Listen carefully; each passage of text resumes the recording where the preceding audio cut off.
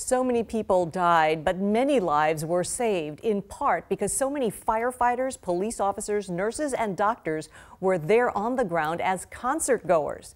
Dean McAuley was one of them and works for the Auburn-based Valley Regional Fire Authority. In his own words, he tells the story of saving a girl he only knows as Natalia under fire. We got to the tent, and at that point, the tent, the floor was just, it was like something out of a war movie.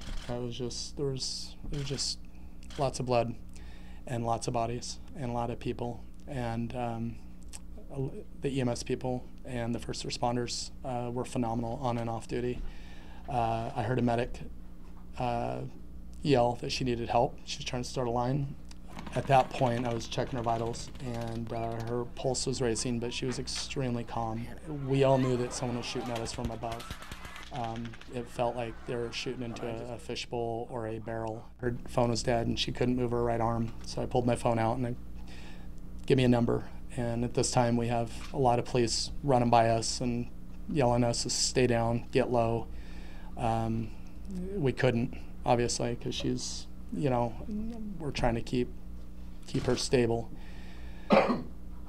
So we called her mom and dad, her dad. Her dad answered, and she was so calm and cool and collective, and she just said that I've been shot, and I'm with a firefighter, and I'm going to be okay.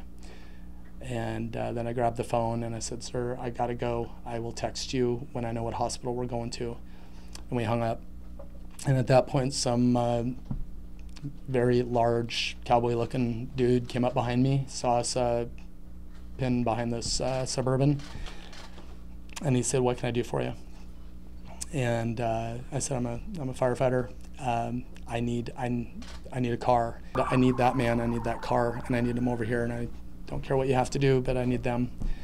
So he ran over there, and he sprinted. The Audi came over to where we were. We opened up the back door, got in the back of that Audi, and headed to the hospital. Wayne was his name, and Natalia is the girl I was working with, 16-year-old. Again, just a remarkable human being. And we got in the back of that car. I asked him to find an ambulance and chase it. I didn't want to lose her. I've already had a connection with her father and her, and I know that's out of my hands. You know, we got to the hospital, and trauma center it was just a lot going on, of course, and got a wheelchair, took her in, went in trauma. It was the best way I can describe it. It was just like a bloodbath of floors all the way in. And they were overwhelmed. There was not enough people there, obviously. Handed her off to a nurse, and I told her she'd be okay, and I hope to see her again.